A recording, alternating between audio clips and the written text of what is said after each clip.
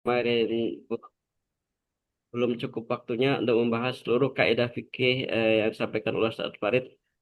Maka hari ini adalah lanjutan kaidah fikih bagian 2 sekaligus nanti tanya jawab masalah fikih Ramadan ya, fikih zakat atau yang terkait dengannya. Silahkan bagi yang punya pertanyaan boleh ditanyakan nanti ya pada waktunya, insya Allah. Di saya ada sudah ada masuk beberapa pertanyaan tentang tentang Ramadan ya, tentang Ramadan.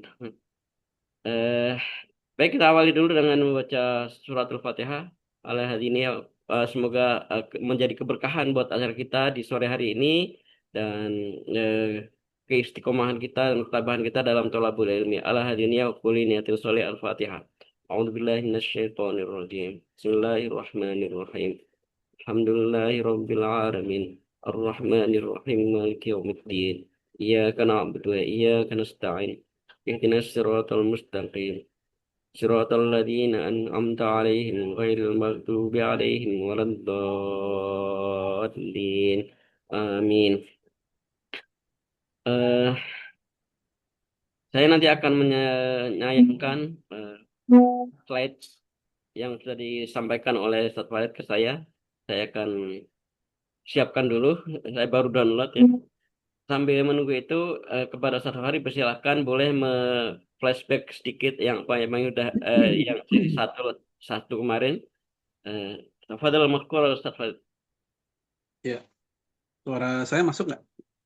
Masuk, Ustaz. Nggak kecil ya? Agak kecil dikit. Oh gitu. Sekarang gimana sekarang? Tapi kedengeran sih. Kedengeran ya? Ya. Jelas, Tar, jelas. Jelas, Tar. Bismillahirrahmanirrahim. Assalamualaikum warahmatullahi wabarakatuh. Waalaikumsalam warahmatullahi wabarakatuh. Alhamdulillah, assalatu wassalamu ala rasulillah wa ala alihi wa sahbihi wa man walah. Wa la hawla wa la quwata illa billah amma ba'd. Wa qala alaihi salatu wassalam kama ja'a fi sahihil Bukhari man yuridillahu bihi khairan yufaqihu fid din. Bapak Ibu sekalian yang dirahmati Allah, Alhamdulillah pada malam hari ini, pada sore hari ini, kembali kita bermuajahah melanjutkan pembelajaran kita tentang ya atau lebih tepatnya pengantar lah ya, mengenal, memahami al-qawaid al-fiqhiyah ya, kaidah-kaidah di dalam fikih. Pada pertemuan yang pertama, kita sudah bahas tentang mukadimahnya, plus juga sudah membahas beberapa contoh kaidah-kaidah dalam fikih dan penerapannya.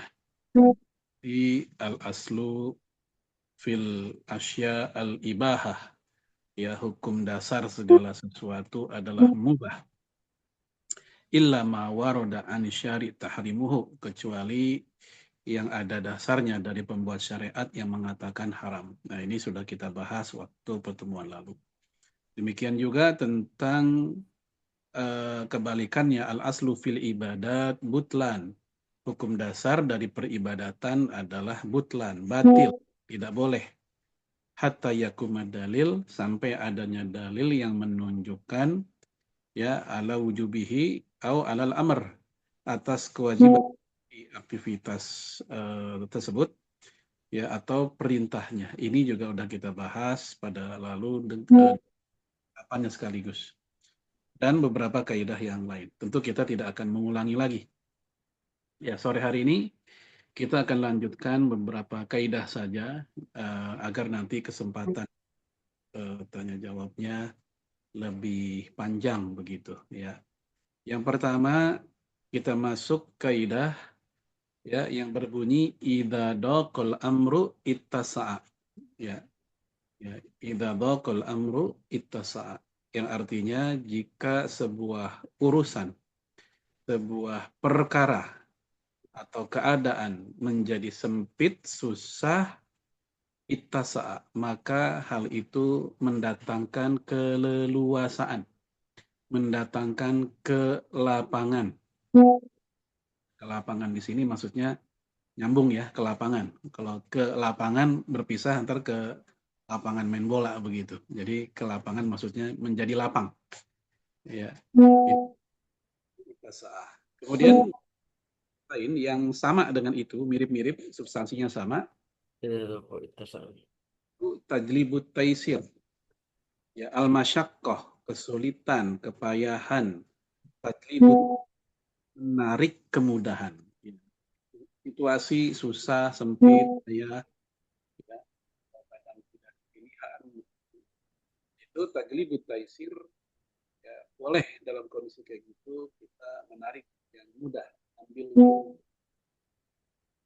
bukan karena tabu ar-rukhas, enak-enak, bukan, tapi karena emang situasi dan kondisi yang mengharuskan kita untuk mengambil atau menarik yang lebih mudah suaranya menjadi lemah, Ustaz.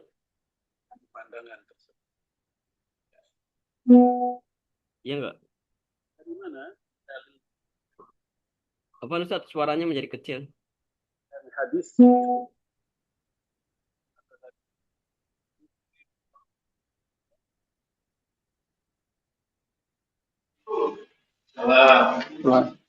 Mudah. Dan Allah tidak menghendaki kalian. Nah, itu dari Al-Quran. Adapun dari hadis, yassiru wala tu'assiru, basyiru wala tunaffiru. Permudahlah, jangan persulit. Berikan kabar gembira dan jangan bikin orang lari dari agama. Ya, ini pesan Rasul kepada Muaz bin Jabal ketika diutus mendakwahkan Islam ke Yaman. Yassiru wala tu'assiru. Permudahlah, jangan persulit. Demikian pula yang dikatakan oleh Aisyah ketika Aisyah menceritakan sikap Rasul kalau diberikan dua opsi, dua pilihan. Ya, ma khuyira bi amroin illa ittakhadha aisarahuma ma lam yakun ithma. Rasul itu kalau disodorkan dua pilihan, pasti dia akan memilih yang lebih mudah, yang paling mudah, selama yang mudah itu tidak mengandung dosa. Nah, dari dalil-dalil inilah ya bahwasanya muncul kaidah ya idza dhaqal amru ittasa'a. Jika urusan menjadi susah sempit, maka menjadi lapang begitu. Demikian juga al-masyaqqatu tajlibut taisir. Keadaan sempit atau susah menarik kemudahan. Baik, kita masuk contoh penerapannya. Ya, penerapan kaidah ini untuk apa aja gitu. Yang pertama contohnya seperti orang yang mengalami kesulitan sholat ya dalam kondisi normal. Ya, misalnya seperti wanita yang mengalami pendarahan pasca operasi, pengangkatan rahim, pengangkatan apa misalnya kista atau miom atau yang semisal itu, sehingga pendarahan terus-terusan. Sebagaimana wanita istihadah atau seperti para sahabat Nabi ketika perang Badar, pendarahan terus-terusan. Ya, karena mereka luka-luka, darahnya masih ada gitu. Nah, ini kondisi seperti ini, kalau dalam kondisi normal, darah itu kan najis. Ya, sepakat 4 mazhab darah itu najis. Bahkan Imam Ahmad bin Hambal sampai mengatakan tidak ada, aku tidak ketahui ada yang berbeda dengan mengatakan bahwa darah itu najis. Semua sepakat atas kenajisannya. Ya, nah kita tahu kalau sedang sholat ada benda yang najis ya di tubuh kita, tentu kan itu membatalkan. Namun karena kondisinya sulit, dia tidak bisa menghindar dari kondisi itu, maka buat kondisi seperti itu tidak masalah. Mereka tetap sholat walaupun berdarah-darah.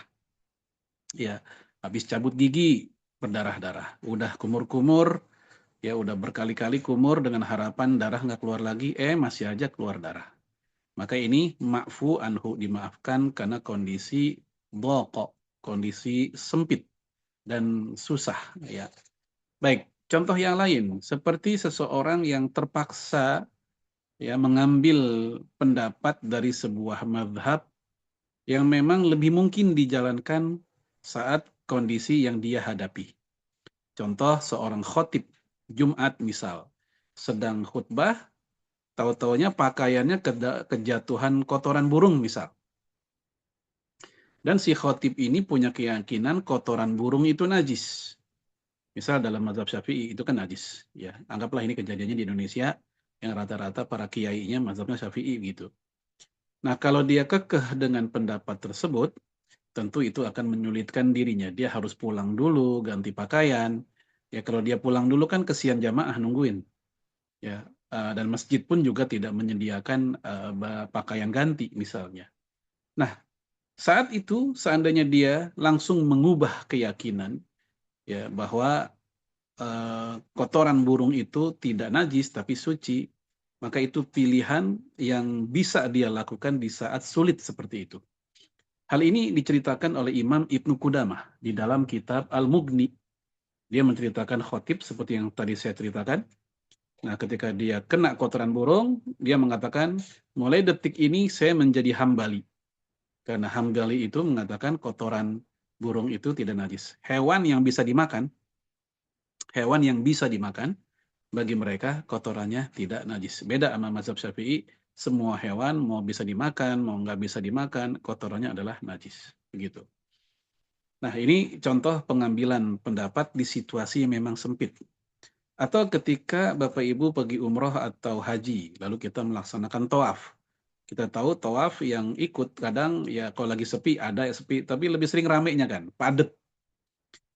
Nah, kalau kita ketika tawaf misalnya menggunakan pendapat yang biasa dipakai oleh umumnya orang Indonesia, yaitu batal kalau nyentuh laki perempuan ya dengan istri atau dengan bukan mahram itu batal. Nah, tentu akan menyulitkan bagi dia di saat dia tawaf dan menyelesaikannya. Akhirnya ya saban jalan ketemu senggolan batal. Ini kan sulit ini.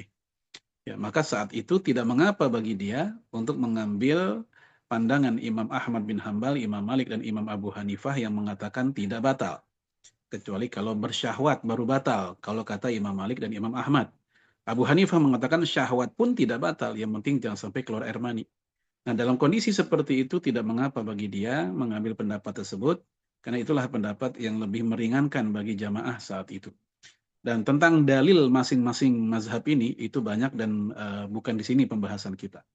Ya, jadi seperti itu contoh penerapannya. Tentu masih banyak lagi contoh-contoh lainnya dalam menerapkan kaidah tersebut. Ya, Ustaz Miftah, apa udah bisa ditayangkan?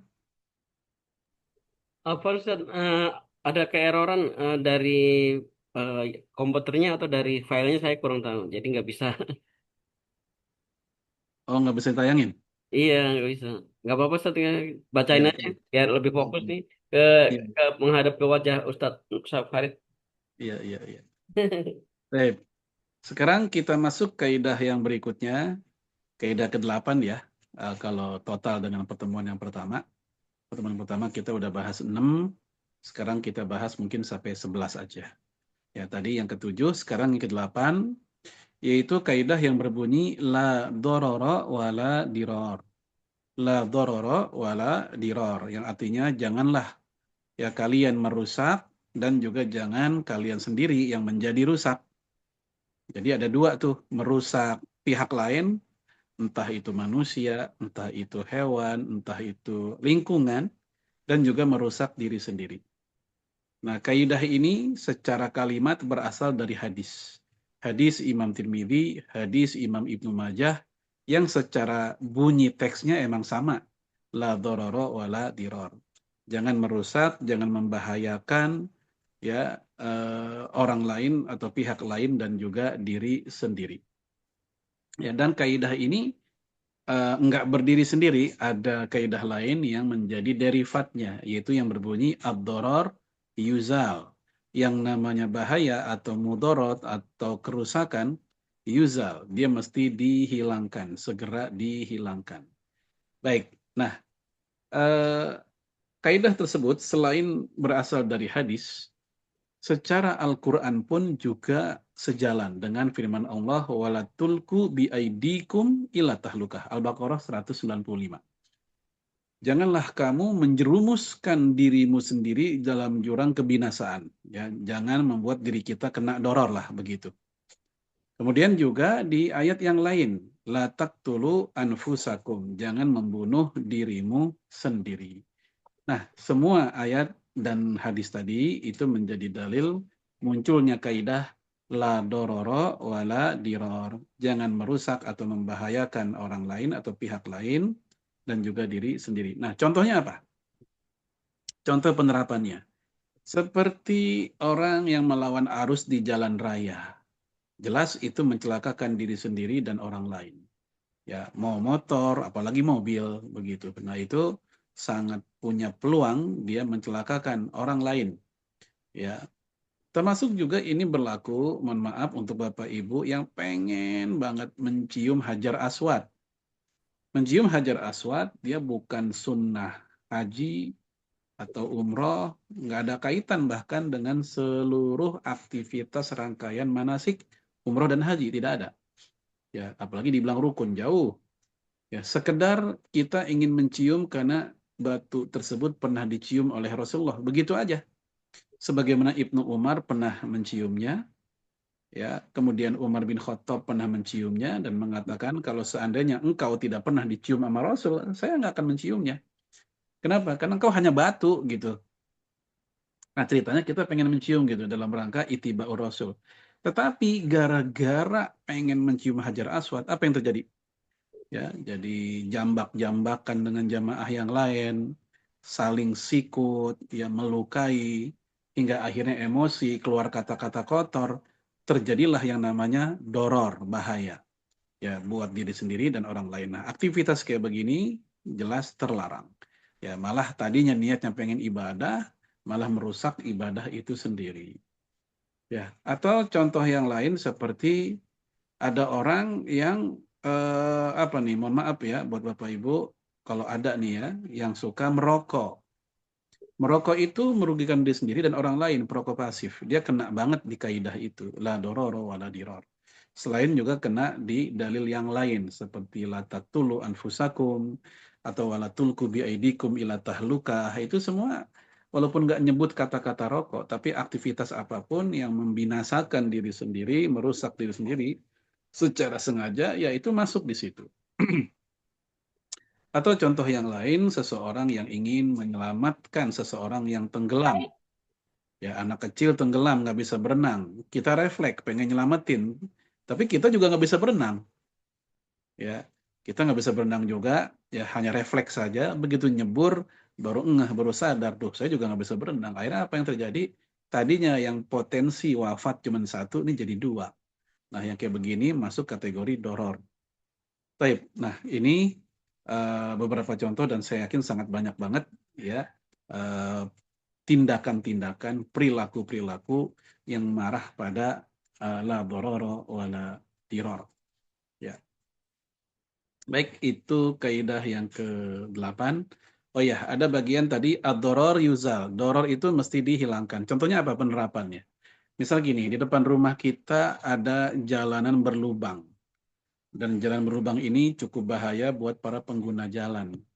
Dan cukup sering misalnya kejadian, baik yang kejeblos, terpleset, jatuh. Nah ini mesti diuzal, dihilangkan. Ya, jangan nunggu kejadian ada orang celaka dulu, baru kita kasih tahu ke orang-orang ini ada jalan berlubang. Tapi mumpung belum ada kejadian, justru kita hilangkan. Entah itu kita semen, atau mungkin kita tutup, atau minimal kita kasih plang pengumuman bahwa di sini jalannya rusak, silakan misalnya cari jalan sebelah. Ya. Ini bagian dari implementasi ad-doror yuzal. Bahaya itu mesti dihilangkan. Ya, atau misalnya begini, ketika ada orang yang pulang malam, daerah yang biasa dia lalui itu daerah rawan kejahatan pembegalan, khususnya jam 12 ke atas, jam 12 malam ke atas. Nah, dia saat itu pulang sekitar jam segitu. Nah, dia tahu bahwa daerah itu daerah rawan. Maka bukan hal yang salah, bahkan bagus bagi dia untuk memilih jalan yang lebih aman. Ya, dia tidak dikatakan, wah itu nggak nerima takdir. Tidak. Ya, apa yang dia lakukan itu bagian dari takdir. Dia sedang berupaya dari satu takdir menuju takdir yang lain. Ya, sebagaimana Umar bin Khattab radhiyallahu an ketika dahulu terjadi taun di Amwas, ketika beliau jadi khalifah terjadi taun di daerah Amwas di ada Syam. Umar pun nggak jadi berangkat ya, memutuskan nggak jadi berangkat, dia balik. Nah, itu ada sahabat yang negor, engkau jangan lari dari takdir. Jawaban Umar adalah, aku bukan lari dari takdir, tapi sedang menuju takdir yang lainnya. Maka di saat kita tidak jadi melewati sebuah daerah yang dugaan kuatnya itu daerah yang rawan kejahatan, maka pas kita pindah atau cari yang aman, itu sesuai kaidah ini. Ad-doror yuzal. Yang namanya bahaya mesti dihindari. Bahaya mesti dihilangkan. Itu sama sekali nggak bertentangan dengan akidah dalam masalah tawakal terhadap takdir. Baik, itu yang ke berapa tadi? 8 ya. Sekarang kita masuk kaidah yang ke-9. Yang berbunyi ad-doror la yuzalu bid-doror. Ya, yang namanya bahaya, yang namanya kerugian ya atau Punya siapa kerusakan itu? tidak boleh dihilangkan dengan sesama kerugian. Menghilangkan mudorot nggak boleh muncul mudorot baru. Menghilangkan bahaya nggak boleh memunculkan bahaya baru. Ya. Nah, contoh nih yang paling sering terjadi di masyarakat, ya tahu nggak cara menghilangkan bau jengkol? Gimana? Makan pete, ya sama juga. Memunculkan mudorot baru namanya. Nah, yang seperti itu seringkali dipakai oleh para ulama, yaitu seperti apa?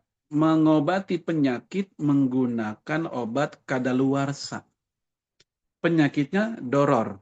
Tapi kalau dia minum obat yang udah kadaluarsa, numbuh penyakit baru, efek samping, itu doror juga. Ini namanya menghilangkan doror dengan doror. Atau ketika kita melihat ada anak muda sedang mabok, anak muda lagi nongkrong, ya, lagi berjudi, pokoknya maksiat, ya. Nah, kita lewat di situ. Nah, karena kita merasa punya keberanian, kita merasa punya kekuatan untuk melakukan nahi mungkar, dan sayangnya kita nggak kalkulasi, nggak ngitung-ngitung dulu apa yang terjadi nantinya. Ya, kita sendiri, mereka bertiga, berempat, berlima misalnya. Akhirnya kita pun datang ke situ, mengubrak-abrik mereka dengan harapan mereka bubar. Ternyata mereka bukannya bubar. Mereka ngelawan, malah kita yang dikeroyokin. Dan akhirnya kita pun celaka, bahkan lebih dari itu. Maka yang seperti ini tujuannya bagus, menghilangkan maksiat, menghilangkan doror. Tapi muncul doror baru, bahkan dorornya lebih besar. Ya, maka yang seperti ini kata Imam Ibnu Qayyim Al-Jauziyah, ya lebih baik nggak usah diapa-apain. Jadi nahi mungkar pun juga harus ada kalkulasi, nggak asal lakukan inkarul mungkar. Ya, kalau itu kemungkaran dihilangkan, malah kemudian lebih celaka lagi. Ya, tadinya kejahatan mereka sekedar nongkrong, atau kejahatan mereka sekedar mabok begitu, jadi nambah, jadi membunuh, yaitu membunuh kita misalnya. Nah, tentu itu menambah doror yang baru. Nah, maka yang seperti itu berlakulah kaidah ini, ad-doror la yuzal bid-doror. Yang namanya kejahatan jangan sampai atau nggak boleh dihilangkan dengan sesama yang jahat juga, atau buruk dihilangkan dengan yang buruk juga. Atau begini, kita ketemu situasi ketemu dengan penguasa atau pemimpin yang sangat zolim misalnya di sebuah negara antah berantah misalnya, penguasanya sangat zolim, sangat diktator, udah banyak korban yang dibunuh oleh dia, diculik oleh dia, atau disiksa sama dia. Ya, baik kiai, ulama, atau aktivis, misalnya begitu ya. Akhirnya ada ulama yang memfatwakan, saking semangatnya dalam rangka ingkarul mungkar, saking semangatnya dalam rangka untuk mengutarakan kalimat hak kepada pemimpin yang zolim, dia memfatwakan ya misalnya bolehnya jihad memerangi penguasa yang zolim. Tapi apa yang terjadi gara-gara itu? Ya, yang namanya rakyat bagaimanapun juga tetap rakyat, senjatanya nggak banyak. Ya, sementara negara itu punya ya kekuatan, negara punya aparat, negara punya senjata dengan kelengkapan dan kecanggihannya. Lemah rakyat itu. Malah yang terjadi adalah semakin dibantai misalnya habis-habisan. Contoh seperti yang terjadi di Syria. Ya. Sehingga niatnya tadinya ingin memakzulkan, ya mencopot sumber kezoliman itu, malah muncul kezoliman baru yang lebih parah dan berkepanjangan. Nah, yang seperti ini terlarang. Ad-doror la yuzal bidoror. Jadi menghilangkan bahaya atau mudorot tidak boleh ya dengan sesama mudorot, ya baik yang setingkat apalagi yang lebih. Baik, itu yang ke berapa? Ke-9 ya. 9.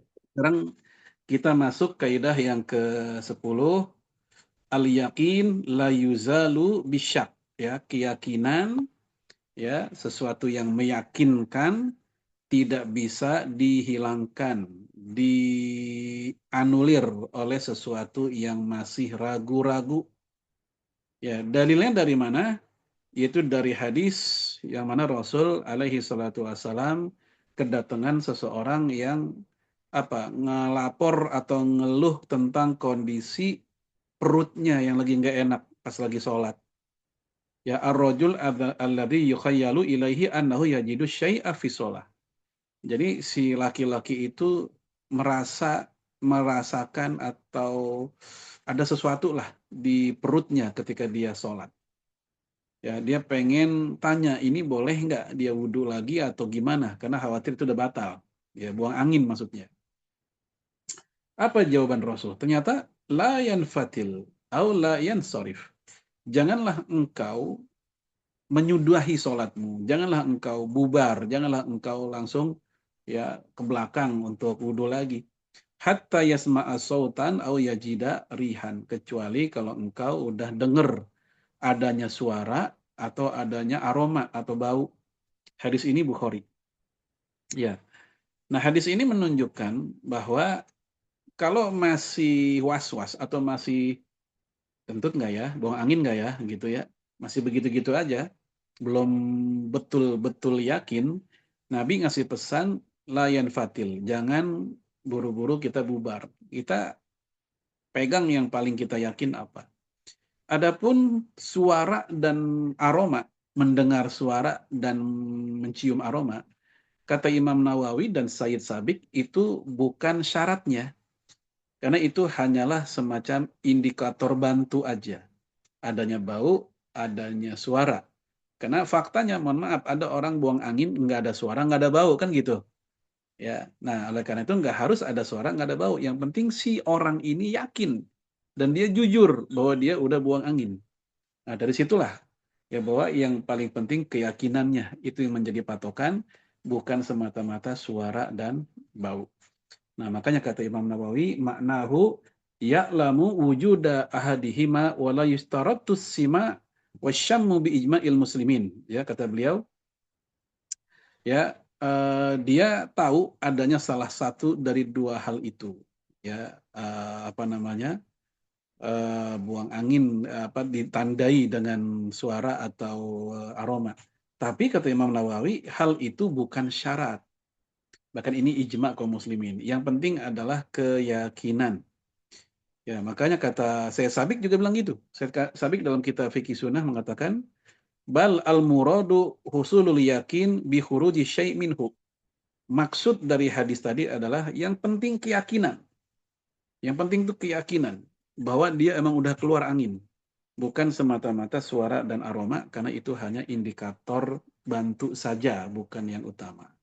Nah, kaidah ini, al-yakin la yuzalu bisyak, itu banyak sekali dipakai seperti misal, ya di saat kita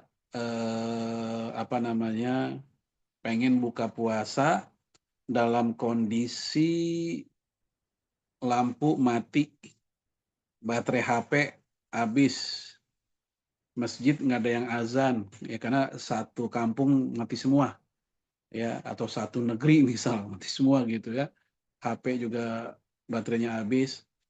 Nah, saat itu pengen buka puasa, tapi bingung udah maghrib belum ya. Tapi begitu kita lihat ke langit, gelapnya sih udah bener-bener gelap. Maka saat itu kan muncul ragu-ragu tuh, udah maghrib belum. Maka keyakinan itu yang kita pegang. Kalau kita yakin ini sudah maghrib dengan indikator yang begitu jelas, ya sudah gelap, matahari sudah nggak ada, ya bahkan barangkali udah muncul bintang, ini udah jelas banget. Maka saat itu ambil yang paling dia yakini. Ya, dan kalaupun ada sedikit keraguan, maka keraguan itu tidak mengalahkan yang dia yakini. Kemudian, di saat dia beli rumah, contoh yang lain ya, contoh yang lain. Beli rumah, itu rumah bekas rumah non-muslim. Ya, dan rumah non-muslim ini diceritakan dulu pernah ya miara anjing. Nah, si muslim ini bingung nih, jangan-jangan anjingnya pernah jilat sana sini, pernah tidur sana sini. Aduh, gimana nih cara bersihinnya? Ya, apakah mesti saya sikatin satu rumah yang begitu luas, ataukah satu bagian? Kalau satu bagian, bagian yang mana? Kan dia nggak ngelihat. Nah, dalam kondisi seperti itu, nggak perlu dia menyusahkan dirinya sendiri. Ya, cukup dia pakai yang paling yakin. Kalau yakin ini rumah udah pel dibersihkan sebersih-bersihnya, maka itu sudah cukup. Nggak usah repot dia mengepelnya. Dia yakin udah dibersihkan, maka itu sudah cukup. Apalagi kalau seandainya dia punya anjingnya udah begitu lama, ya udah begitu lama, artinya sudah bertahun-tahun, ya sisa-sisa najisnya udah lama hilang. Ya, oleh karena itu para ahli fikih umumnya itu ketika membahas bejana non-muslim, bejana itu ya bisa ember, bisa mangkok, bisa bak, bisa piring, apapun lah ya. Ya non-muslim yang kita pakai, kan Rasul bilang jangan langsung pakai, cuci dulu. Ya kalau emang kita nggak ada pilihan yang lain, silakan pakai piring mangkok mereka, tapi cuci dulu. Nah kalimat itu cuci dulu, ya kata Nabi, la ta'kulu fiha, jangan engkau makan dengan bejana yang mereka pakai. Ya kalau emang kita pilihan yang lain ada, tapi kalau nggak ada pilihan, kata Nabi, ya silakan makan di situ, tapi dicuci dulu. Nah itu kuncinya, dicuci dulu, dibersihkan. Sehingga kata para fuqaha, kalau kita yakin udah bersih, ya nggak harus kita yang nyuci. Yang penting kita yakin udah bersih, maka itu mangkok, itu piring punya non-muslim boleh kita pakai. Nah, itu hampir semua mazhab mengatakan seperti itu. Karena kaidahnya al-yakin la yuzalu bisyak. Contoh yang lain, ketika seorang wanita hamil dan kehamilannya ternyata oleh dokter disuruh untuk digugurkan. Ya, dengan pertimbangan karena ini anak, ini bayi, kalau dibiarkan kehamilannya, maka membahayakan nyawa ibunya. Nah, dalam kondisi seperti ini berlaku 3 kaidah langsung. Kaidah pertama, ad-darurat tubihul mahdurat. Keadaan darurat membuat yang terlarang menjadi boleh. Kita tahu membunuh bayi tidak boleh, khususnya yang udah di atas 4 bulan kehamilan. Udah sama kayak bunuh orang karena nyawanya udah ada. Ya, yang kedua, yaitu irtikab akhafid dararain. Kalau ketemu dua mudarat, ya ketemu dua bahaya, maka kita pilih bahaya yang lebih ringan untuk menghindar bahaya yang lebih besar. Kematian si anak bahaya, kematian si ibu juga bahaya. Kematian si anak kerugian, kematian si ibu juga kerugian. Tapi ditimbang-timbang kedua-duanya, kerugian kematian si anak lebih ringan dibanding kematian si ibu. Karena si ibu banyak urusan, ada utang piutang, ada anak yang lain gitu. Nah, lalu kaidah yang ketiga yang kepakai adalah al-yakin la yuzalu bisyak. Ya, keyakinan tidak bisa dihilangkan oleh yang meragukan. Maksudnya gimana? Kehidupan si ibu itu sesuatu yang meyakinkan, karena lagi hidup si ibu itu. Sementara si anak ini nanti lahir apa enggak, apa namanya, hidup atau enggak pas lahir, itu kan sesuatu yang masih probabilitas, masih 50-50. Belum meyakinkan, masih meragukan hidup apa enggak nih anak lahir gitu. Nah, untuk kehidupan sesuatu yang masih probabilitas itu, ketika berhadapan dengan yang yakin, yang pasti, maka lebih diutamakan yang yakin dan pasti tersebut. Baik, saya rasa ini sudah cukup jelas, al-yakin la yuzalu bisyak. Kemudian yang terakhir, ya, yang terakhir, yang ke-11, yaitu kaidah yang berbunyi, ad-dararu al-asyad yuzalu bid-darar al-akhaf. Bahaya yang lebih besar dihilangkan dengan cara melakukan bahaya yang lebih kecil. Ya, kerugian yang lebih besar kita hilangkan dengan cara melakukan kerugian yang lebih kecil. Atau yang saya katakan tadi, irtikab akhafid dararain. Ya, kalau berjumpa dengan dua bahaya, maka pilih kita lakukan bahaya yang lebih ringan.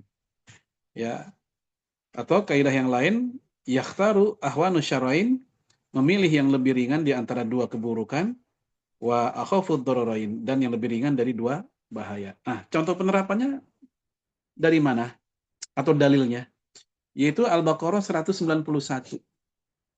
yang mana kita tahu ya Allah Subhanahu wa taala melarang di masjid itu melakukan pertumpahan darah, ya. Namun kalau seandainya justru di masjid orang-orang kafir menyerang kita di masjid, ya kita lagi di masjid, ya, PKI nyerang misalnya atau Zionis nyerang, ya tadinya kita terlarang berperang dalam masjid, tapi karena konteksnya adalah melindungi nyawa atau kaum muslimin, maka saat itu terpaksa kita menumpahkan darah di masjid dan itu doror dalam rangka apa? Menghindar doror yang lebih besar, yaitu terbunuhnya seluruh kaum muslimin. Nah, hal itu diperbolehkan berdasarkan Al-Baqarah 191. Ya, baik. Nah, contohnya apa dalam penerapan sehari-hari? Contoh seperti seorang ibu hamil wafat, tapi di perutnya masih ada bayi yang hidup. Bayinya hidup masih bergerak-gerak, anggaplah umur 8 bulan. Tapi si ibu meninggal. Nah, dalam kondisi seperti itu dibolehkan dia itu jenazah dibedah ya untuk diambil diselamatkan bayinya. Kenapa? Karena kalau enggak dengan cara dibedah, maka yang mati jadi dua, si ibu dan si bayinya. Si ibu dan si bayi. Maka terpaksa kita ambil mudorot yang lebih ringan, yaitu kita belek, ya kita bedah si ibu, ya si mayit. Padahal kan itu terlarang. Aslinya kan kita nggak boleh menyakiti mayit muslim. Ya jangankan belek seperti itu. Ya sekedar mandiin mayit dengan cara terlalu keras aja itu nggak boleh. Apalagi ini sampai membeleknya. Tapi masalahnya ada nyawa lain yang ada di perut ibu tersebut. Maka untuk menghindari bahaya kerugian yang lebih besar, ya dibolehkan mengambil kerugian yang lebih kecil. Nah itu dari kaidah tersebut. Ya. Atau misalnya di saat kita misal apa supir lah ya, supir jarak jauh bawa mobil box ya lewatin daerah yang katanya rawan perampokan, misalnya apa tuh daerah Trans Sumatera katanya. Nah, ngelewatin daerah Pembegal. Nah, terpaksa tuh si supir ini dia ngasih uang barang 100.000, 200.000, dan itu mudorot bagi dia, kerugian. Tapi dengan itu selamat yang lebih banyak, lebih besar lagi. Ya, harta atau mungkin barang dagangan di mobil box tersebut jadi aman, nggak dirampok semua. Nggak dipretelin semuanya oleh si pembegal itu. Maka dia rela melakukan mudorot yang lebih kecil untuk menghindari mudorot yang lebih besar. Itu contoh yang kedua. Ya, contoh yang ketiga dalam hal politik. Ya, seperti apa misal dalam masalah pilkada atau pilpres. Ya, kita ketemu misal kita tinggal di daerah yang minoritas. Ternyata semua calon orang kafir semua. Kita mah nggak mau milih sebenarnya. Ya, ini orang kafir semua. Tapi pas kita lihat, oh, ternyata di antara calon itu ada calon yang track recordnya anti-Islam banget. Ya, track recordnya sangat anti-Islam, bahkan bukan hanya anti, tapi sudah pernah melakukan tindakan-tindakan yang merugikan kaum muslimin di daerah atau di negara tersebut. Sementara non-muslim yang satu lagi ya belum dikenal atau belum ada track record seperti itu. Dan calon yang ketiga, misalnya ada 3 calon gitu ya, ini dikenal baik dengan umat Islam. Walaupun semuanya pahit ya karena kafir semua, tapi ada yang mendingan di antara semuanya. Maka kita memilih yang lebih mendingan ini supaya kita terhindar dari ya bahaya yang mengintai yang lebih besar lagi dari calon presiden yang berbahaya tadi. Nah, ini kaidah yang bisa kita gunakan ya dari kaidah tersebut ad-darar asyad yuzalu bid-darar al-akhaf. Bahwasanya bahaya yang lebih berat ya itu bisa dihilangkan dengan cara melaksanakan bahaya yang lebih kecil atau kerugian yang lebih kecil. Baik, Bapak Ibu sekalian, azanallahu wa iyyakum jami'an. Oh, ternyata masih ada lagi ke-12 ya. Mohon maaf, ya kita sampai ke-12 ya. Yang ke-12 yaitu kaidah yang berbunyi darul mafasid, ya, mencegah kerusakan atau kerugian, muqaddamun ala jalbil masoleh, yaitu lebih didahulukan dibanding menarik maslahat. Ya, misal gini, ada aktivitas di mana perbuatan aktivitas tersebut ada maslahat, ada juga kerugian. Maslahatnya ada, manfaatnya ada, kerugian juga ada. maka mencegah ya kerugian walaupun ada manfaatnya di perbuatan itu lebih dahulukan pertimbangannya dibanding kita mengambil maslahat. Ya, contohnya apa? Contohnya seorang paman oleh keponakannya diminta untuk nganterin si keponakan yang itu, keponakan perempuan misal, itu keponakan perempuan gadis, ya anggaplah usia 20-an, ya, untuk minta ditemenin ke sebuah tempat, anggaplah reuni sekolah misal gitu. Ya, dan tentunya antara paman dengan keponakan itu mahram. Ya, si paman dengan si keponakannya, karena keponakan ini adalah anak dari saudara kandung si paman tersebut. Ini mahram. Mereka jalan berdua, ya pada prinsipnya nggak masuk kategori kholwat dan ikhtilat yang terlarang. Tetapi, walaupun mereka si keponakan ini mendapatkan maslahat, yaitu perlindungan dari pamannya, namun buat si pamannya sendiri sangat berpotensi menjadi isu negatif. Ya, digosipin. Karena si anak gadis ini nggak ada yang kenal dengan dia. Yang orang tahu si paman ini ya udah punya istri, udah punya anak, dan itu bukan anaknya. Nah, begitu mereka jalan berdua, entah motor, entah mobil, entah apalah begitu, ya orang-orang pada ngeliat kan, waduh si Anu nikah lagi, dibilang nikah lagi, padahal tuh ponakannya sendiri. Sehingga rusaklah reputasi dia, nama baik dia. Apalagi yang dia anter ini ke tempat misal reunian atau di tempat yang enggak-enggak, lebih jelek lagi. Maka walaupun ada maslahat di satu sisi, tapi juga ada mudarat di sisi lain, maka lebih baik nggak usah dianterin, tunggu aja besok, atau bukan kita yang nganterin, lebih baik dianterin oleh orang lain yang lebih aman, misal sesama perempuan misalnya. Nah, dengan demikian, ya dia bisa terhindar ya dari mudarat tersebut, walaupun itu ada maslahatnya. Nah, salah satu di antara alasan kenapa minuman keras itu diharamkan, karena walaupun ada maslahat, yaitu menghangatkan badan, tapi mudorotnya juga ada. Nah, maka dihindari mudorot walaupun ada maslahatnya. Dan mudorotnya tentu lebih banyak. Baik, itu darul mafasid muqaddamun ala jalbil masolih. Ya, mencegah kerusakan ya lebih didahulukan dibanding mengambil manfaat. Ya, contoh lain apa? Kalau konteksnya Ramadan. Misalnya berkumur-kumur berlebihan. Berkumur-kumur ada manfaatnya, menyegarkan lagi kita ya. Tapi kalau berkumur-kumur itu malah jadi sebab tertelan, maka itu nggak boleh. Ya, maka Rasul melarang berkumur-kumur atau istinsyak saat wudhu, saat bulan Ramadan kalau sampai berlebihan.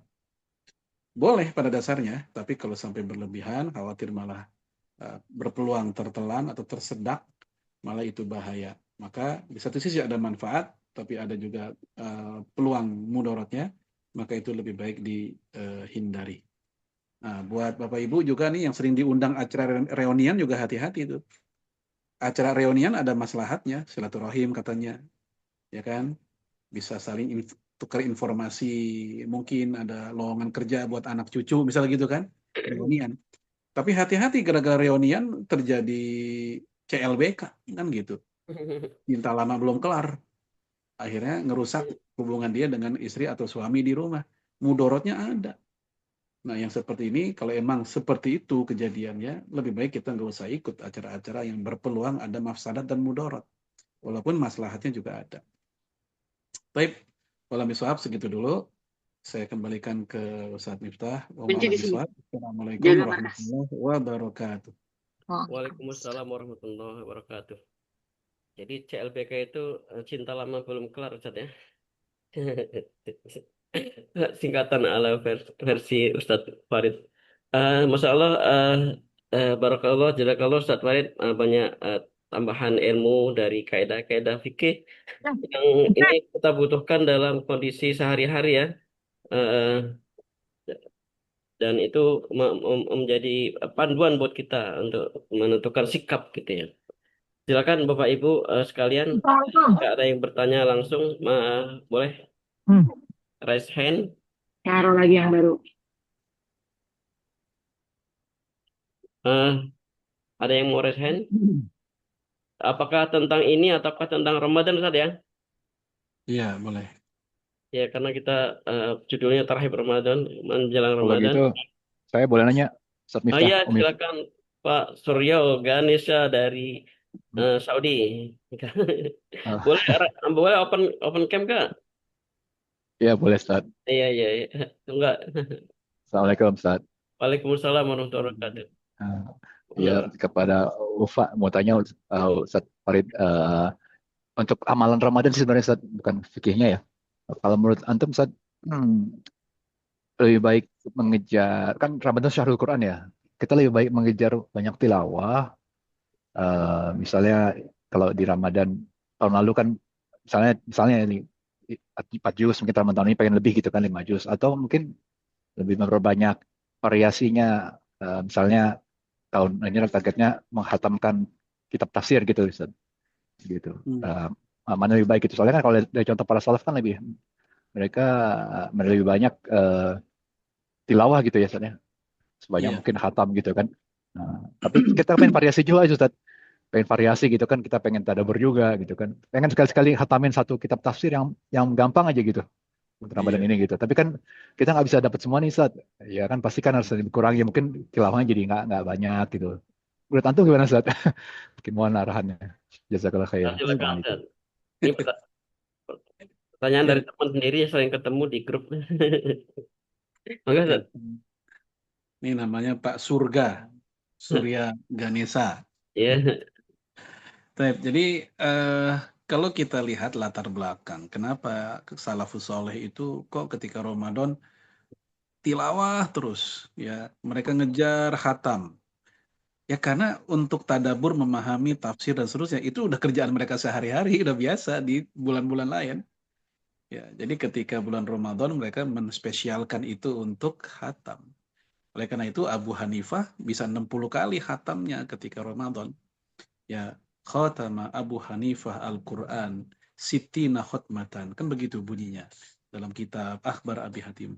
Jadi Abu Hanifah menghatamkan 60 kali khutmatun bil lail, khutmatun bin nahar. Sekali hatam di malam, sekali hatam di siangnya. Tapi kan yang seperti itu nggak tiap bulan. Di bulan-bulan biasa ya turun gitu. Nah, Imam Malik ketika mau Ramadan, dia ngeliburin majelis taklimnya, ngeliburin majelis hadisnya, dia lebih konsen fokus di Quran. Ya, artinya apa di situ? Yang saya katakan tadi, untuk sehari-hari para ulama terdahulu udah biasa tadabbur, tafsir, kajian, begini begitu udah biasa. Nah, ketika 1 bulan Ramadan mereka khatam. Nah, beda dengan orang kita sekarang. 11 bulan emang tadabbur, zikir, taklim, tafsir, belum tentu. Nah, makanya untuk di zaman kita sekarang ini masalah kita jadi mana nih, hatam atau gimana? Ini nggak bisa disamaratakan, masing-masing orang beda hajatnya, masing-masing orang beda kebutuhan dan kondisinya. Nah, buat Bapak Ibu yang bacaan Qur'annya di bulan-bulan lalu memang udah biasa hatam sebulan sekali, memang sudah biasa apa namanya 2 kali bahkan misalnya, atau mungkin ada target-target tertentu, ya begitu Ramadan ya silahkan gitu untuk nambah, emang udah kebiasaannya juga, atau pengen kebalikannya, begitu bulan Ramadan dia ingin banyak tafsir aja karena hatam udah biasa, atau ingin mentadaburinya karena bagian tadabur itu yang lebih jarang dia lakukan. Sebenarnya sih substansinya adalah yang penting dekat sama Quran. Dekat sama Quran itu bisa lewat membaca, bisa lewat mentadaburi, bisa lewat mempelajari, bisa lewat hadir di majelis tafsir misalnya, dan lebih utama lagi kan mengamalkannya begitu. Nah, ada pula di antara kita barangkali yang belum dituntut untuk menghatamkan. Kenapa? Karena tahsinnya aja belum beres. Ya, ketika baca Quran, loading dulu antara kho dan jim gara-gara titik atas, titik bawah. Ya, atau ketika baca Quran, dia masih bingung membedakan antara ya za dengan za misalnya. Nah, buat orang seperti ini, yang lebih utama adalah tuntaskan dulu ya bagian-bagian yang masih kurang di tilawahnya dia atau cara bacanya dia. Itu lebih utama. Nah, sambil seperti itu, silahkan dia juga ingin memperbanyak bacaan seperti itu. Walam biswab. Ya. Ustaz, apakah ini termasuk Darul Mafasid Muqaddamun ala Jabri Masoleh menghatamkan Quran dalam kondisi bacaannya masih belum bertajwid? Ustaz? Iya. Ya, lebih utama apa namanya, ya emang betulin bacaan dulu. Sebab Iya, khawatir maksudnya termasuk kaidah tadi atau bukan? eh ya bisa dipas-pasin aja sih. Bisa dipasin ya. Dipas-pasin aja. Ya. Eh, ada yang mau raise hand bertanya langsung sebelum saya membacakan beberapa pertanyaan. Mudah-mudahan Ustaz Farid agak leluasa nih, tidak seperti pekan yang lalu. Iya. Pertanyaan berikutnya di kolom chat. Untuk wanita yang sedang haid pada saat Ramadan, bolehkah membaca Al-Quran dari smartphone atau Al-Quran yang ada terjemahannya? Sedangkan di waktu-waktu selain Ramadan, saat haid tidak membaca Al-Quran di smartphone atau Al-Quran terjemahan. Jadi, ya gitu, Ustaz.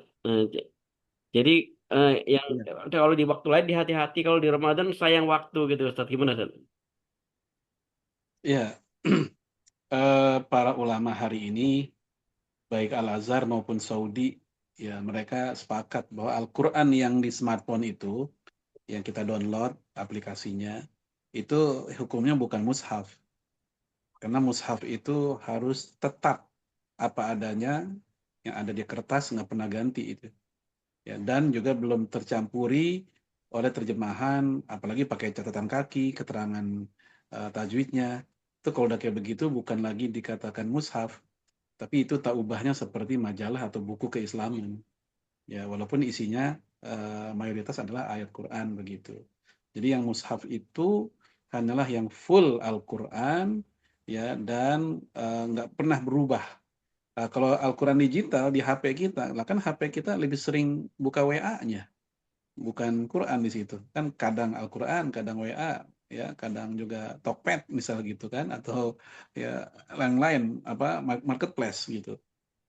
Maka dia nggak disebut Al-Quran.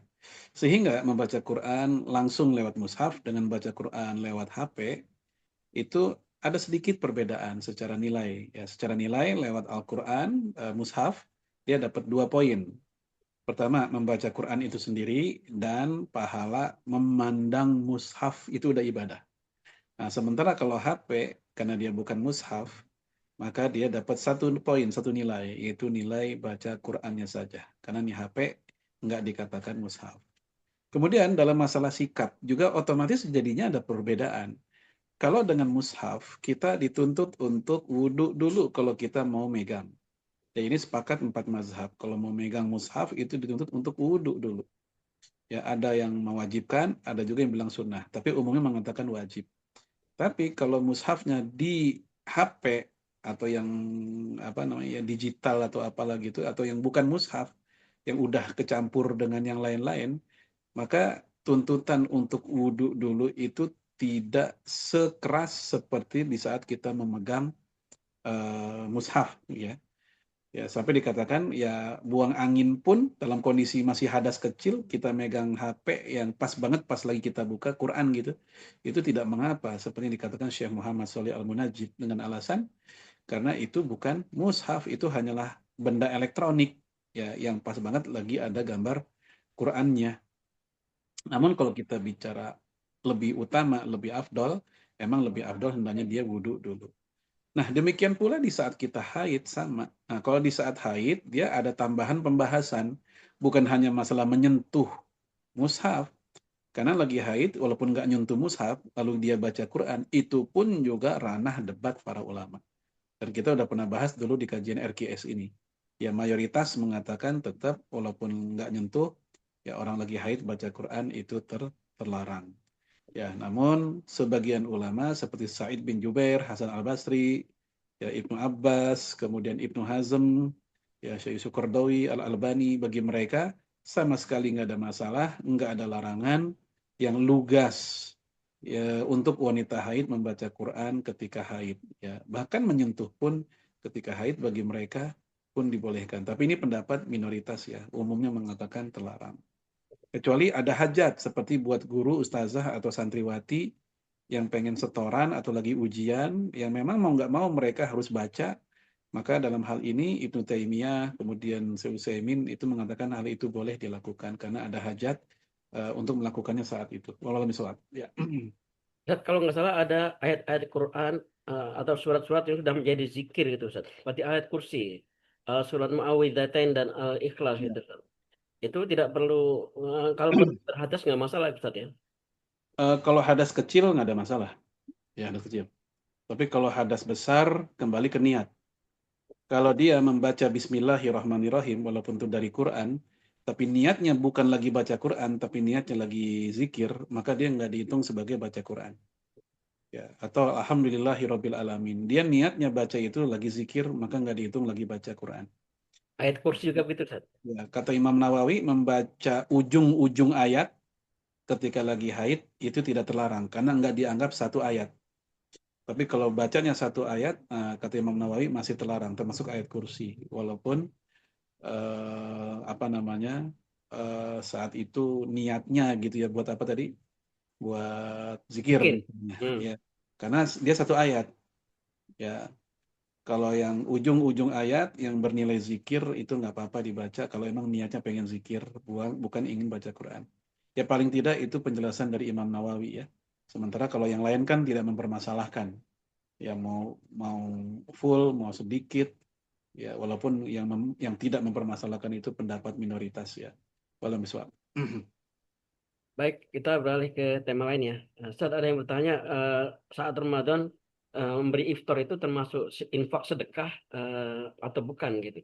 Iya. Misalnya kita sudah memberikan iftar berbuka puasa, Eh, kita tidak perlu lagi infak sedekah itu boleh gitu kan?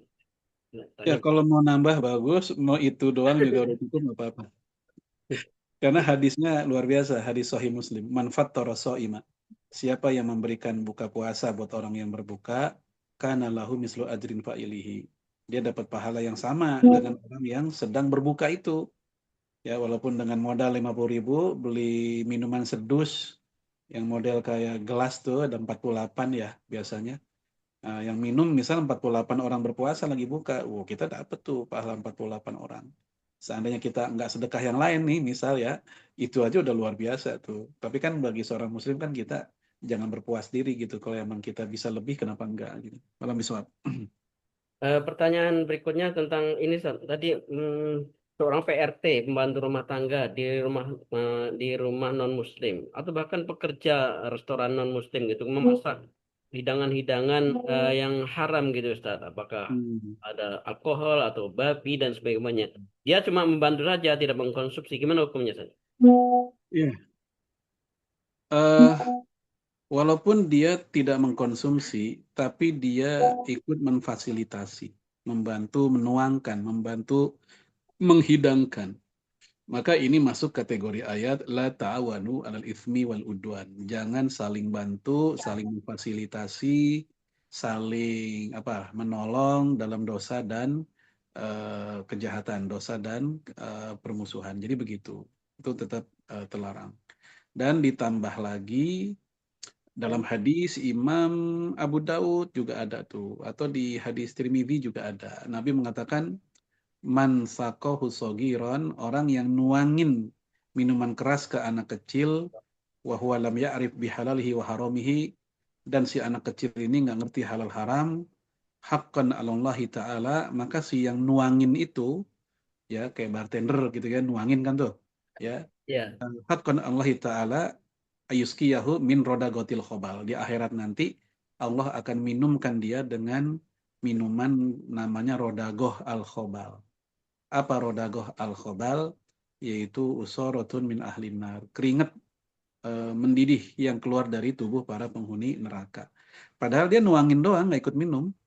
Ya, dia nuangin doang, dia kena gitu. Maka untuk PRT atau apapun yang kerja di tempat-tempat yang jelas mengandung kemungkaran dari sisi keharaman makanan dan seterusnya, maka hendaknya bertawakal kepada Allah kemudian mencari pekerjaan tempat yang halal begitu kalau biswab. ya. Berikhtiar mencari pekerjaan lain Ustaz ya. Insya Allah ada kalau niatnya Di bagus. tempat yang lain yang Iya, majikannya muslim. yang majikan muslim atau yang tidak makan yang haram-haram Ustaz. Hmm. Pertanyaan berikutnya Ustaz. Ini pertanyaan berulang. Semoga nanti mungkin bukan dari grup RGS. Kalau grup RGS saya suka share kajian Ustaz, saya potong-potong 1 menit Ustaz tentang hukum apa namanya hutang puasa dan lain sebagainya. Ini tapi nggak apa-apa kita tak bacakan aja. Seorang wanita yang punya hutang puasa di tahun lalu dan belum dibayarkan sampai pada Ramadan berikutnya, sekarang misalnya, bagaimana hukumnya? Aduh, Ustaz. Itu kudu dirinci dulu tuh. Yang membuat dia tertunda tahun lalu, sekarang udah mau Ramadan lagi gitu ya. Itu apa? Kalau yang membuat dia tertunda karena memang ada halangan syar'i nih, dia sering sakit, atau karena dia hamil atau menyusui, atau dia sering safar bersama suaminya sehingga nggak bisa kodok gitu ya. Nah, untuk yang seperti ini, nanti dia kalau bisa kodok, hanya kodok tanpa fidyah. Ya, segera dia begitu lowong untuk mengkodok tanpa fidyah. Ya. Adapun kalau yang menundanya nggak ada sebab, ya nggak ada sebab karena memang apa ya tahunan, tahunan tuh artinya ngeremehin aja, ntar aja dah, atau tahun depan juga bisa gitu. Emang sih tahun depan juga bisa, boleh-boleh aja. Tapi untuk yang model kayak begitu, jumhur ulama kecuali mazhab Hanafi dan Hasan Al-Basri, ya umumnya mengatakan bahwa untuk orang kayak gini bukan hanya kodok, tapi juga ada kafarotnya, tebusannya, yaitu fidyah. Sebagaimana fidyah yang umumnya. Gitu. Itu ada miswab. Baik, Ustaz. Ini ada pertanyaan tentang umroh, Ustaz. Umroh Ramadan yang fadilahnya sama dengan haji, haji bahkan eh, bersama Rasulullah, Ustaz. Apakah Hmm. kalau kita punya rezeki boleh umroh itu berulang-ulang, tapi dengan risiko mengorbankan atau ini pertanyaannya ya, mengorbankan apa namanya ibadah tilawah itu jadi berkurang gitu Ustaz. Atau gimana Ustaz? Hukum umroh berulang-ulang Ustaz, meskipun di Iya. lain tilawah di samping tilawah tadi Ustaz. Samping berkurangnya tilawah. Iya. Maksud, Sip. Bapak Ibu sekalian perlu diingat, umroh itu menurut mazhab jumhur, dia wajib sekali seumur hidup saja. Yaitu dalam mazhab Syafi'i, kemudian Hambali, dan sebagian Hanafi. Sementara mayoritas Hanafi dan Maliki mengatakan umroh itu sunnah, bukan kewajiban. Ya. Nah, jadi khilafiyah para ulama tentang status kewajiban umroh. Anggaplah ya, kita anggaplah ini kewajiban. Nah, buat orang yang udah pernah melaksanakan umroh sekali, maka umroh yang kedua, ketiga, keempat, dan seterusnya, dia sunnah aja. Kalau seandainya dia ingin mengulang-ulang, boleh-boleh aja, itu sunnah.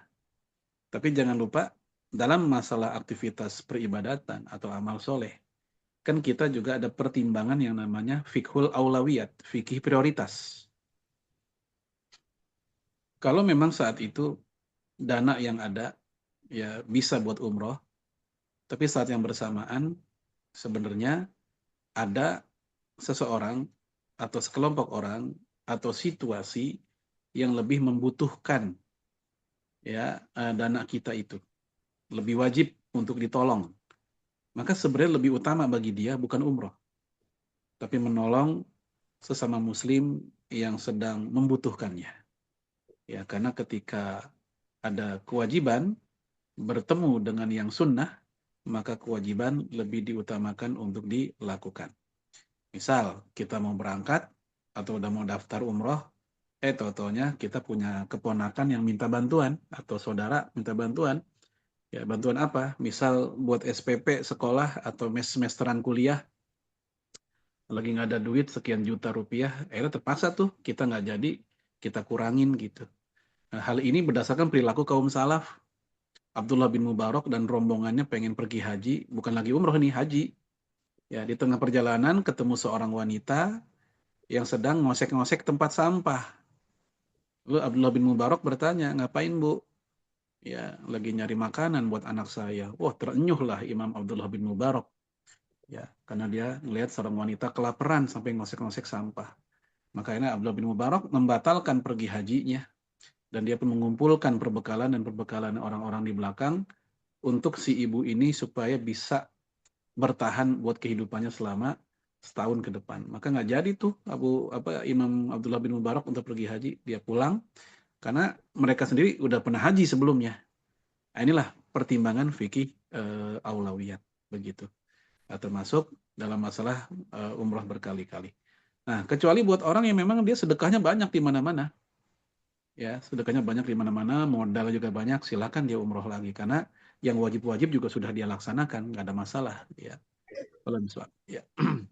Ya, jadi boleh umroh berkali-kali tapi sedekahnya di mana-mana, infaknya di mana-mana. Palestinanya jangan ketinggalan. Baik, Ustaz. Ini kita beralih ke hal lain, Ustaz. Eh, Masalah zakat mal, Ustaz. Kalau misalnya ditunaikan di bulan Ramadan, apakah bisa dipecah-pecah? Tidak. Hmm, Eh, Tidak langsung besar ke satu tempat, iya, atau dibagi ke tempat lain. iya. Berapa yang penting sesuai dengan hitungannya. Atau bisa juga dicicil dalam setahun, dikeluarkan beberapa beberapa kali, Ustaz. Oh, ya. Padahal, Ustaz. Zakat mal, Ustaz. Ya, untuk yang pertama, ya dipecah ke beberapa orang, ke beberapa lembaga, itu sama sekali nggak ada masalah. Dan bahkan begini, kalau seandainya kita hidup di tengah masyarakat yang seluruh asnaf zakat itu ada, misalnya ya. Mm-mm. Nah, kita hanya ngeluarin zakat 1 juta nih, misal zakat kita gitu ya. Ternyata 8 asnaf zakat itu ada semua, maka idealnya semuanya dapat, nggak hanya ke satu orang atau satu mustahik atau satu asnaf. Tapi di zaman kita sekarang sih ada satu asnaf yang udah nggak ada kayaknya, yaitu untuk pembebasan budak ya, karena budak udah nggak ada. Ya jadi nggak ada masalah. Oh ini saya 1 juta nih, ini buat ke Basnas segini, ke lembaga zakat anu segini, ke keponakan saya yang susah segini, nggak ada masalah. Ya, bahkan itu insya Allah lebih luas manfaatnya jadinya. Kemudian yang kedua, kalau ini bukan seperti itu ya, tapi dicicil, ditunda-tunda eh, selama 1 tahun nih, ya 1 juta gitu. Nah dia mau ngasih segini, ntar bulan depan segini. Nah itu perlu dilihat dulu. Kalau penundaannya gara-gara nggak ada cash flow, misal dia punya emas, emasnya banyak, tapi cash flow-nya nggak punya gitu. Ya akhirnya dia pun apa namanya menunda dulu, nunggu punya cash flow, ya uang cash. Nah kalau tertundanya gara-gara itu udzur syar'i nggak apa-apa. Ya dia mau bayar besok atau mungkin bulan depan lagi karena belum punya duit sekarang nih. Ya dia punya uang punya emas 100 gram udah kena kan dan nisab dan udah juga haul. Ya 2,5%-nya anggaplah sekian juta rupiah nih misalnya ya. Nah ternyata sekian juta itu dia nggak punya saat itu uang cashnya. Maka saat itu boleh bagi dia tertunda dulu atau nyicil dulu ya kenapa dalam kondisi seperti itu. Tapi kalau dalam kondisi dia udah udah ada cash flow-nya, maka nggak perlu dia menyicil seperti itu ya, kecuali kalau kondisinya kesulitan mencari mustahik. Dia tinggal di luar negeri yang rata-rata orang kaya gitu, kesulitan mencari mustahik. Maka tertunda gara-gara itu nggak ada masalah. Ya, jadi intinya kalau emang udah waktunya keluarkan, keluarkan secara segera. Karena emang zakat itu hak orang lain yang Allah titipin lewat kita sebenarnya, jangan ditunda sebenarnya. Jadi kalau memang bisa segera disalurkan, salurkan begitu. Dalam biswa. Ya. Ada pertanyaan terkait tapi bukan tentang zakat mal, Ustaz. Tentang infak jariah, amal jariah, Ustaz. Eh, Mm-mm. karena mengetahui keutamaan berinfak, beramal di bulan Ramadan, jadi hartanya disimpan. Nanti mau sedekah amal jariah nanti di bulan Ramadan aja, Ustaz. Bagaimana, Ustaz? Mm. Gitu tadi. Ada juga yang menyiasati gini, Ustaz, karena setiap hari itu biar bisa infak Ramadan, jadi dia infaknya setiap hari di Ramadan gitu. Meskipun sebenarnya dia bisa sekaligus gitu ya, misalnya 1 juta, tapi dipecah-pecah dari 100.000, 100.000. Sama aja, Ustaz. Apa tuh, Ustaz?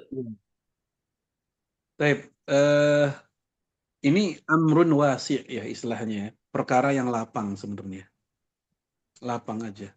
Artinya kalau dia ingin mau infaknya di Ramadan, ingin memanfaatkan itu silahkan. Walaupun tetap untuk lebih kurangnya juga ada, hal lebih hal kurang juga ada.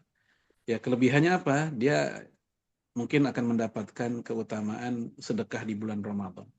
Yang dalam hadis Imam Tirmidzi dikatakan afdolus sodakoh fi Ramadan, sedekah paling afdol di bulan Ramadan. Tapi yang jadi masalah adalah nggak ada jaminan dia panjang umur sampai Ramadan. Iya, iya. Dan nggak ada jaminan juga itu uang masih ada saat dia Ramadan kan. Khawatir kepake buat yang lain, yang tadinya udah pengen buat ini buat itu, akhirnya malah buat pengurusan jenazahnya dia kan gitu. Ya, walaupun sekali lagi itu amrun wasi gitu. Nah, kalau dia pengen segera ya nggak usah pakai nunggu Ramadan pun juga silakan. Itu lebih baik ya, menyegerakan amal soleh. Nah, di antara sahabat atau sahabiah itu mereka ada yang dua model itu sebenarnya, kayak Aisyah. Aisyah itu lebih suka kalau sedekah itu dikumpulin dulu. Kumpulin dulu, begitu udah banyak, baru brok dikasih. Supaya lebih nampol begitu kan. Nah, Iya, beda iya. sama Fatimah. Kalau Fatimah itu walaupun belum banyak, sedikit, ya dia langsung sedekah. Langsung sedekah. Sedikit nggak apa-apa, penting sedekah tiap hari gitu. Ya, apalagi ada hadis Bukhari setiap pagi, setiap subuh kan dua malaikat turun tuh mendoakan. Ya, doa malaikat pertama, Allahumma a'ti munfikon kholafa.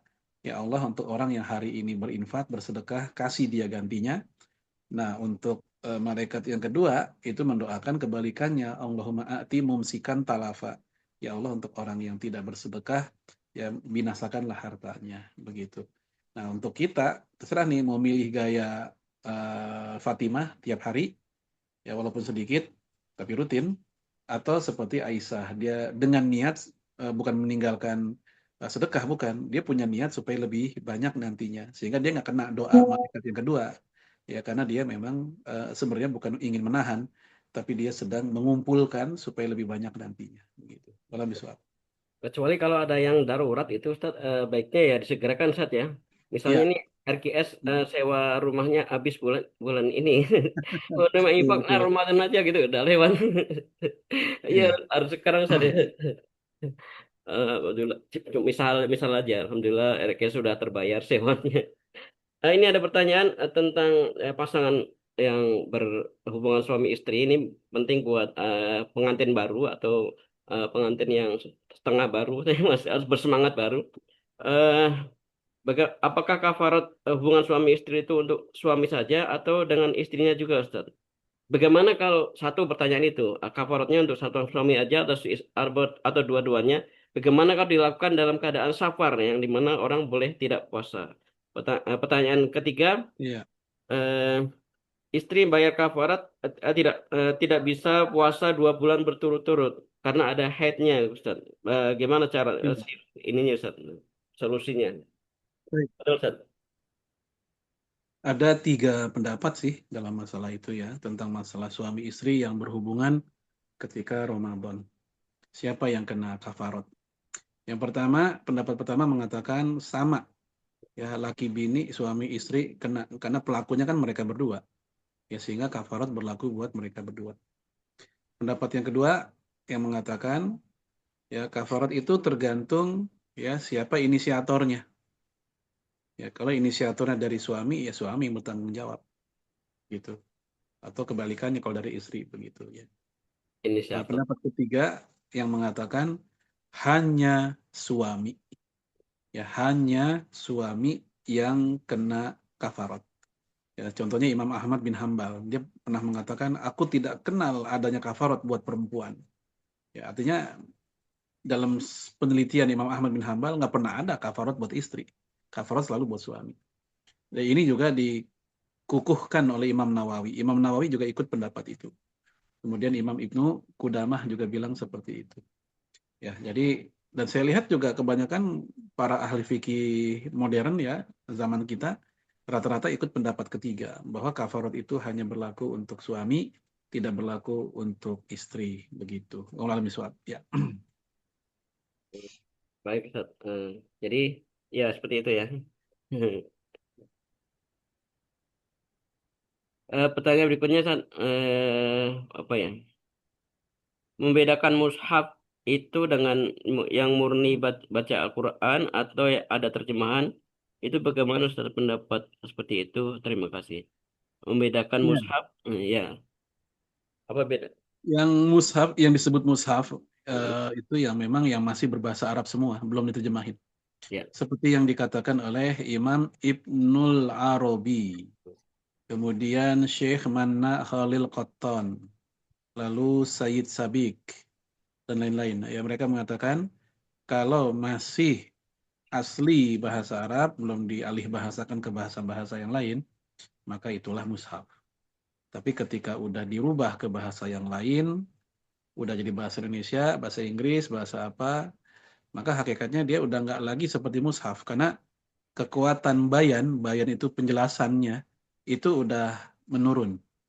Karena sudut-sudut bahasa Arab itu tidak bisa terwakili sepenuhnya oleh bahasa selain Arab. Saking luas, detil, dan hebatnya bahasa Arab, bahasa Quran, sehingga ketika dialih bahasakan, itu kudu ada penjelasan lagi biasanya kan. Ya ada terjemahan pasti ada penjelasan, ada tafsirnya lagi.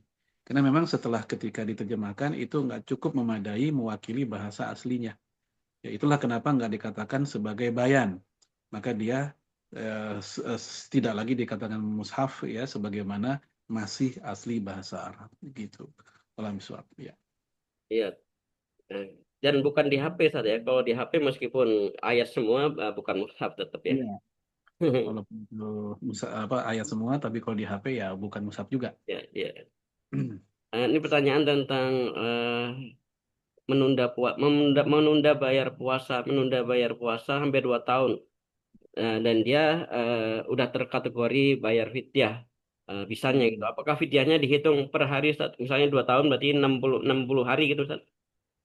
Eh, Harus dilihat dulu dia kondisinya kenapa itu kok bayar fidyah. Karena fidyah itu kan khusus untuk orang yang sudah nggak mampu lagi. Kalau dia memang terkategorikan itu seperti sudah syekhun kabir, aki-aki atau nenek-nenek yang secara fisik udah nggak bisa puasa, atau orang yang kena penyakit yang tipis harapan sembuh, udah nggak bisa sembuh, buat mereka tuh fidyah memang. Tapi kalau dia nggak puasa gara-gara haid, sementara dia masih muda, atau dulu nggak puasa gara-gara sakit, sakitnya sakit bisa sembuh, atau mungkin kalau kita laki-laki gara-gara safar ya capek itu kita pun milih nggak puasa.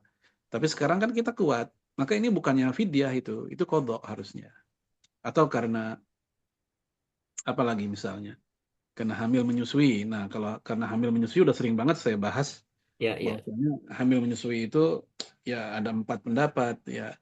Ada yang bilang qadha dan fidyah sekaligus, ada yang bilang tanpa qadha tanpa fidyah, emang itu hadiah dari Allah. Ada yang mengatakan kodok saja tanpa fidyah, nah itu pendapat jumhur. Ada yang mengatakan fidyah saja tanpa kodok, itu pendapat sahabat. Yang mana oleh Syekh Qaradawi dijadikan atau dipilih jalan tengah, maka ini kudu dilihat kondisi yang hamil dan menyusui itu. Kalau dia hamil menyusuinya sering tiap hari, tiap tahun, maka untuk kodok susah dia, maka dia ambil fidyah saja. Tapi kalau dia tipenya wanita yang jarang hamil, jarang menyusui, ada masa-masa kosong, maka dia hendaknya dia qadha begitu dalam suap. Ya. Ya, video Ustaz Farid sudah saya potong-potong jadi 1 menit tentang ini ya. Saya share di grup RKS ya. Mohon yang mendapatkannya dilihat gitu biar nggak berulang-ulang pertanyaan. Eh, Baik, tapi nggak apa-apa sih pertanyaan berulang namanya juga kita terus perlu menuntut ilmu. Pertanyaan berikutnya tentang ini Ustaz, tentang syuruk Ustaz, apa namanya ibadah syuruk setelah sholat subuh sampai kemudian waktu apa namanya waktu syuruk zikir dan silawat dan sebagainya itu pahalanya sama dengan umroh Ustaz ya, umroh.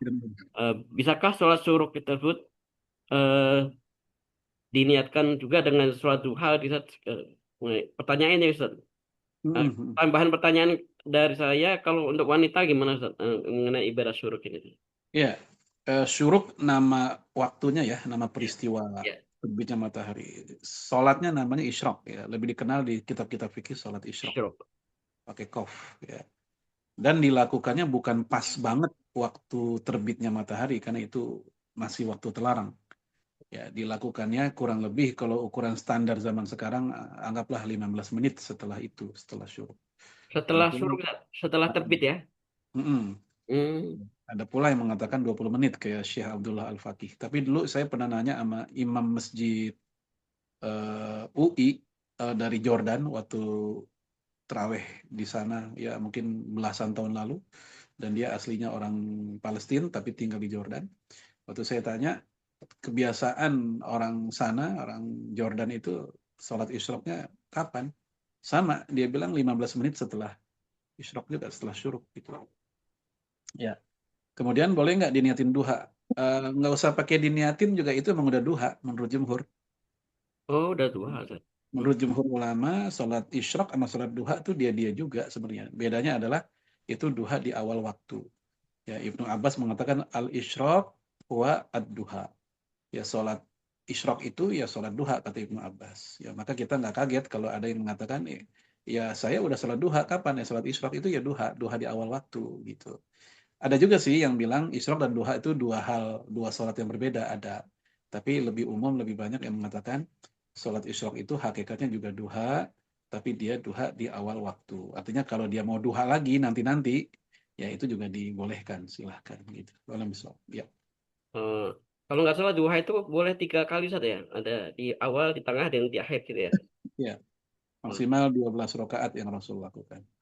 Maksudnya secara waktu boleh Hmm. di awal, di tengah, di akhir gitu Ustaz ya. Ya. Hmm. Kalau boleh tahu akhirnya itu jam berapa Ustaz? Jam 11 atau jam setengah 12 atau jam? Eh, Syekh Nasir Ulaiman Umar, eh, Nasir Sulaiman Umar, dia bilang 15 menit sebelum azan zuhur. Oh, itu masih duha ya? Ya, ada yang, kalau Syekh bin Bas ingat saya, dia bilang setengah jam. Ya, ada pula yang bilang Hmm. 10 menit malah. Ya, nah itu. Yang penting belum masuk zawal. Zawal itu zuhur ya. Ya, selama belum zawal berarti masih dikatakan duha. Masih disebut pagi duha. Ya. Pertanyaan berikutnya tentang orang yang was-was, Ustaz. Banyak kita temui orang yang was-was dalam wudhunya lama, Ustaz, berulang-ulang dan Hmm. sehingga ketinggalan sholat berjamaah. Hmm. Ini kalau lagi diajak safar juga sering suka jadi menghambat yang lain, Ustaz. Eh, tapi belum benar-benar.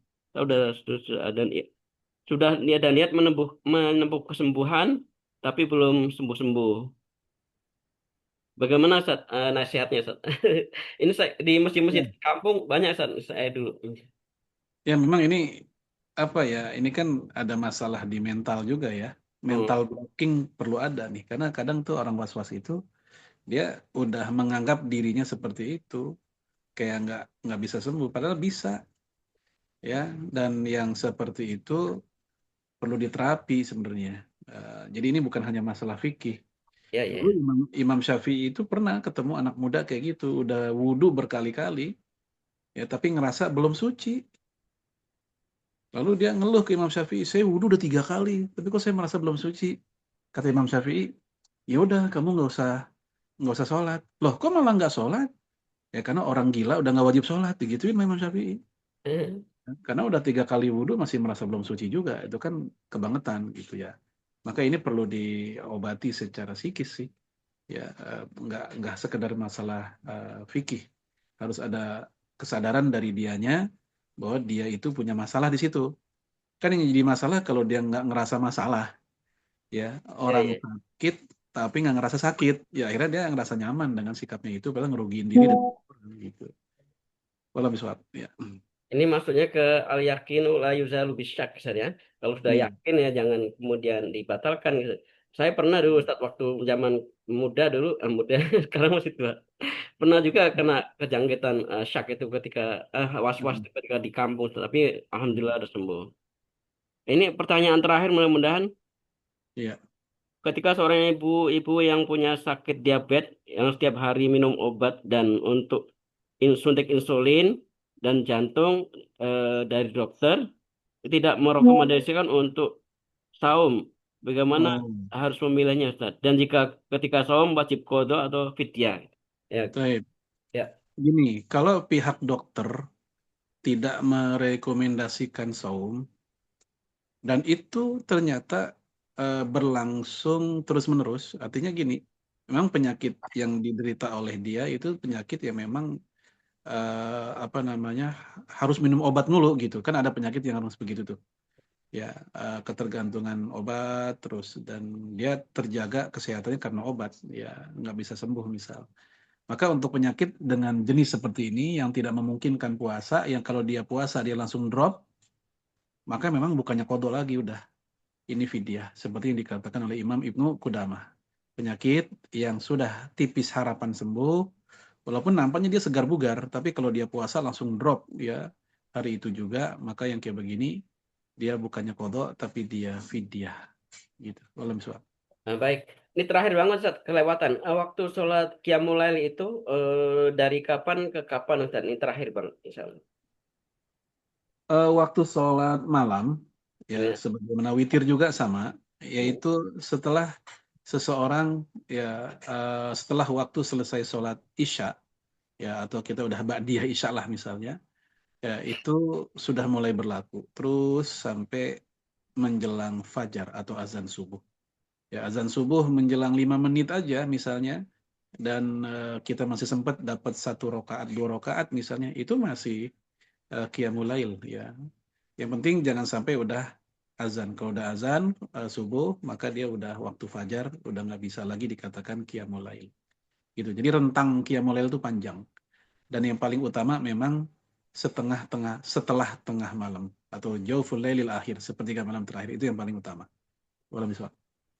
Cukup ya? Iya, cukup, Ustaz. Jadi sholat tarawih juga termasuk Qiyamul Lail, Ustaz, ya? Iya. Baik, sepertinya sudah cukup, pertanyaan sudah habis. Kita sudah membacakan semua yang ditanyakan di kolom chat maupun di WA saya ya. Barakallahu fikum sudah bertanya, semoga menjadi pencerahan gitu ya. Dan kaidah-kaidah fikih yang disampaikan oleh Ustaz mudah-mudahan menjadi panduan kita untuk memutuskan hal-hal yang mungkin membingungkan kita. Bagi yang belum menyimak versi satunya, silahkan menyimak di channel RKS TV ya. Baik, di akhir sesi mohon berkenan Ustaz Farid menyampaikan doa buat kita, memimpin doa. Ya, kita istighfar dulu. Astagfirullahaladzim. Astagfirullahaladzim. Astagfirullahaladzim min kulli dhanbin azim wa natubu ilaih. Hamdan syakirin, hamdan na'imin. Hamdan yuafi ni'amahu kafi'u mazidah. Ya Rabbana lakal hamdu kama yanbaghi li jalali wajhikal karim azim sultanik. Allahumma salli wa sallim ala nabiyyina wa qudwatina wa rasulina Muhammad wa ala alihi wa sahbihi ajma'in. Allahumma taqabbal minna salatana wa qiyamana wa siyamana wa ruku'ana wa sujudana wa da'watana wa jihadana wa jami'a ibadatina ya mujibas sa'ilin. Rabbana la tuzigh qulubana ba'da idh hadaitana wa hab lana min ladunka rahmah innaka antal wahhab. Allahumma inna nas'aluka al-huda wat-tuqa wal-afafa wal-ghina. Allahumma inna nas'aluka ridhaka wal jannah wa na'udzubika min sakhatika wan nar. Allahumma barik lana fi Sya'ban wa ballighna Ramadan. Allahumma barik lana fi Sya'ban wa ballighna Ramadan. Allahumma barik lana fi Sya'ban wa ballighna Ramadan bi rahmatika ya Allah ya rabbal alamin. Allahumma ighfir lil muslimina wal muslimat wal mu'minina wal mu'minat al-ahya'i minhum wal amwat innaka sami'un qaribun mujibud da'wat ya qadiyal hajat. Rabbik fir lana wa li walidina warhamhum kama rabbawna shighara. Rabbana atina fid dunya hasanah wa fil akhirati hasanah wa qina adzabannar. Wa sallallahu ala sayyidina Muhammadin wa ala alihi wa sahbihi wa sallam. Subhanaka rabbil izzati amma yasifun wa salamun alal mursalin walhamdulillahi rabbil alamin. Baik, jazakallah Ustaz. Semoga menjadi amal ilmu. Baik, jemaah dan demikian kajian spesial Selasa sore Tarhib Ramadan dan juga kajian fikih lanjutan kaidah-kaidah fikih ya. Semoga bermanfaat buat kita. Bagi yang ingin infak majelis saya lupa share dan tidak sempat juga. Silakan hubungi nomor saya yang mau banget ya. Bagi yang bukan grup RKS, bagi yang grup RKS, insya Allah nomor rekeningnya sudah ada. Bagian dari yang penting dari majelis itu adalah kafaratul majelis dan infak majelis kalau nggak salah seperti itu. Baik, kita akhiri dengan doa kafaratul majelis. Subhanakallahumma wa bihamdika asyhadu an la ilaha illa anta astaghfiruka wa atubu ilaik. Assalamualaikum warahmatullahi wabarakatuh. Waalaikumsalam. Terima kasih Ustaz.